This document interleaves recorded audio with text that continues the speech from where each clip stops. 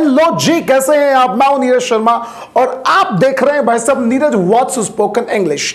कहां तो लगाना है इंग्लिश में हैज और कहां लगानी है सेकंड फॉर्म और डिड। भाई साहब ये बहुत ज्यादा कंफ्यूजिंग टॉपिक है बिगिनर्स के लिए, तो चलिएगा आज इस टॉपिक को कर लेते हैं खत्म और समझ लेते हैं कि कहां पर हमें लगाना है हैज हैव और कहां लगानी है सेकंड फॉर्म और भाईजान डिड का सही यूज। तो आइएगा सबसे पहले हम बात करते हैं हैज और हैव के बारे में। सबसे पहली बात दोस्तों जो हम सबको समझनी चाहिए वो है कि जब हम इंग्लिश बोलते हैं तो इंग्लिश बोलने में ज्यादातर जो रोल होता है वो उस बात का होता है जो हमारे दिमाग में चल रही है। सेंटेंस के बाद में क्या आ रहा है उसका थोड़ा कम रोल होता है, लेकिन हम सीखते हैं जी हिंदी से इंग्लिश। चलो खैर कोई बात नहीं, आइएगा मैं आपको समझाता हूं। हैज और हैव का जो यूज होता है सबसे पहले समझते हैं कि वो कैसे होता है। भाई साहब हैज और हैव इन दोनों के ही बाद में आप लगाते हैं एक्शन की third form. Very correct, very simple. Has कहां लगता है, हैव कहां लगता है? ये जो हैज लगता है भाई साहब वो लगता है किसी भी एक वचन के साथ में, ही शी, या हमने एक आदमी ले लिया भाई साहब राहुल, इन सब के साथ में, यानी किसी भी एक वचन के साथ में आप लगा लो हैज। और जितने भी बहुवचन हैं आई, वी, यू या फिर दे, इन सभी के साथ में आपको लगाना है हैव और एक्शन में सभी के साथ में आएगी थर्ड फॉर्म। इसका मतलब यह हुआ कि जब आपने किसी काम को या तो अभी कर लिया प्रेजेंट में, ऑलराइट, या फिर आपने अपनी जिंदगी में आज तक एक बार ये वाला काम कर लिया, तब आप इंग्लिश में हैज और हैव का यूज करते हैं। एग्जाम्पल के तौर पे जैसे अभी अभी मैंने एक सेंटेंस बनाया कि मैंने पढ़ा दिया है, मैंने पढ़ा दिया है, तो इसका मतलब है कि मैंने अभी अभी पढ़ाया है, पढ़ाने वाले काम को मैंने अभी करा है। तो मैं इस बात को इंग्लिश में बोलूंगा आई के साथ में हमें हैव लगाना है और पढ़ाने को इंग्लिश में टीच बोलते हैं, जिसकी हमें लगा देनी है third form. Very simple, I have taught. मेरा भाई मार्केट गया था, भाई साहब वो वापस आ चुका है, मेरा भाई वापस आ चुका है। तो my brother has come back. आना कम होता है, थर्ड फॉर्म भी कम होती है। तो my brother has come back, मेरा भाई वापस आ चुका है। तो इसका मतलब हुआ कि प्रेजेंट में अभी अभी हमने कोई काम करा। चलिए एक तो एग्जांपल और भी लेते हैं। मैंने मोबाइल खरीद लिया है, I have bought the mobile. खरीदना बाय होता है, बाय की थर्ड फॉर्म बॉट होती है, आई के साथ में हमें हैव लगाना है। तो पूरा सेंटेंस हमारा बनेगा I have bought the mobile. मैंने मोबाइल खरीद लिया है, I have bought the mobile. मेरे दोस्त ने अपनी कार तोड़ दी है, यानी वो कार को तोड़ चुका है, उसने कार तोड़ने वाले काम को कर लिया है। तो माई ब्रदर एक वचन, my brother has broken the car, my brother has broken the car.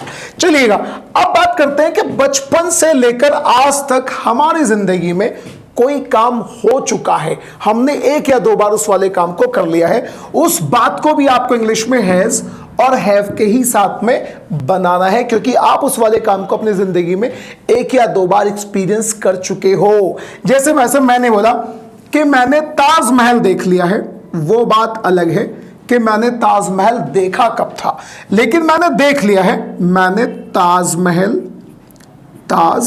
देख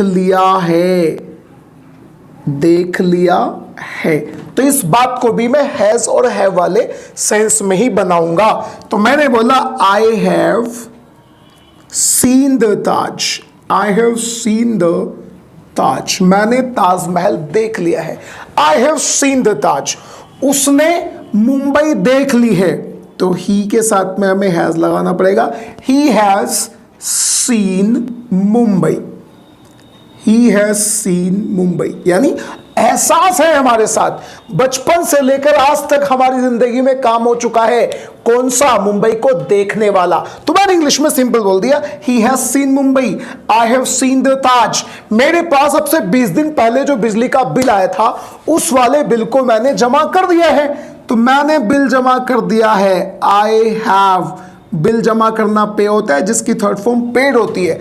I have paid the bill, मैंने बिल जमा कर दिया है, I have paid the bill. तो दोस्तों हमें हैज हैव वहां लगाना होता है जहां आप प्रेजेंट में एक एहसास बता के बात बोल रहे हैं कि मेरी जिंदगी में ये वाला काम हो चुका है, तब आपको इंग्लिश में बोलना होता है हैज और हैव।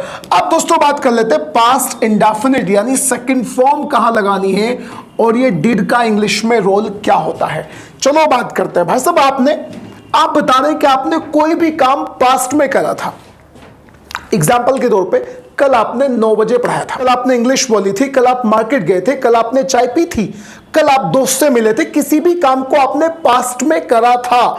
तो एहसास जब दिल में आपके बात ये चल रही है कि काम हमने पास्ट में करा था, या उसके आगे आप समय भी लगा सकते हैं। जैसे आपने बोला कि भाई 9 बजे मैंने पढ़ाया था, 9 बजे मैंने पढ़ाया था। ऑलराइट, तो पास्ट में जब आप बताना चाहते हैं कि आपने कोई भी काम करा था, तब आपको भाईजान किसी भी सब्जेक्ट के साथ में किसी भी टाइप का कोई बाउंडेशन नहीं है। कोई भी सब्जेक्ट ले लीजिए, आई, वी, यू, वी, शी, दे, जो मर्जी, और उनके साथ में लगा दीजिए एक्शन में second form plus second form. Very simple. तो डिड और सेकंड फॉर्म से पता चलता है कि काम आपने पास्ट में करा था। ठीक है साहब, जैसे मैंने 9 बजे पढ़ाया था, आई पढ़ाना टीच, सेकंड फॉर्म होती है टॉट। तो I taught at 9 o'clock, I taught at 9 o'clock, मैंने 9 बजे पढ़ाया था। मेरा दोस्त कल आया था, तो माई फ्रेंड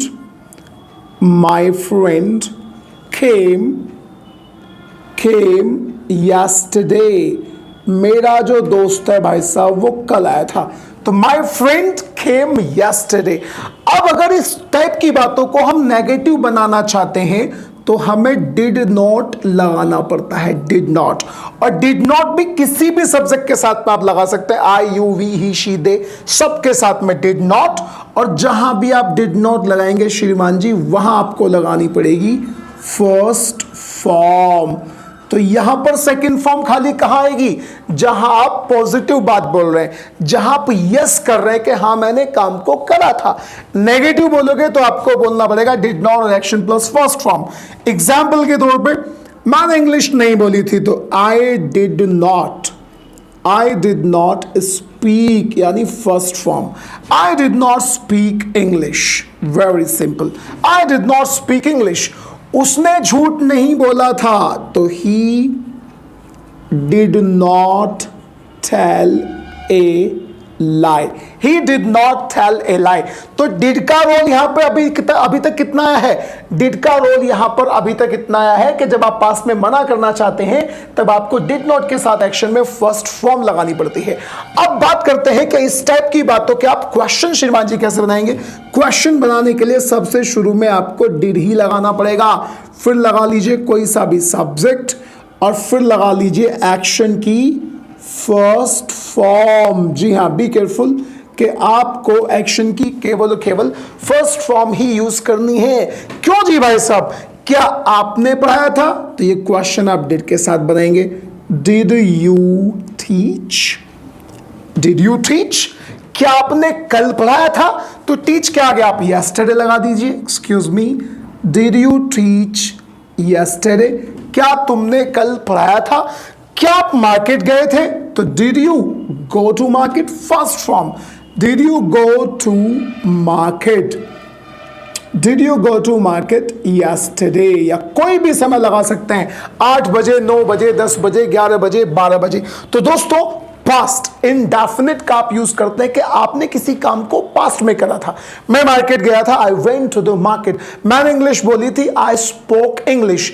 लेकिन हैज और हैव का आप वहां यूज करते हैं जहां आप एहसास दिखा रहे हैं प्रेजेंट का, यानी मेरी जिंदगी में या तो मैंने अभी इस वाले काम को करा है या फिर मैं आज तक अपनी जिंदगी में इस वाले काम को 1 या 2 बार कर चुका हूं, वहां आपको हैज हैव लगाना पड़ता है। और जहां बोलना चाहता है कि मैंने काम पास्ट में करा था, वहां भाई साहब डिड और सेकंड फॉर्म से बात करते हैं। बस जी, आज की वीडियो में इतना ही। इसी भी टाइप का कोई भी अगर कंफ्यूजन हो तो आप कमेंट बॉक्स में बताइएगा। मिलते हैं अगली वीडियो में। Till then bye bye and take care.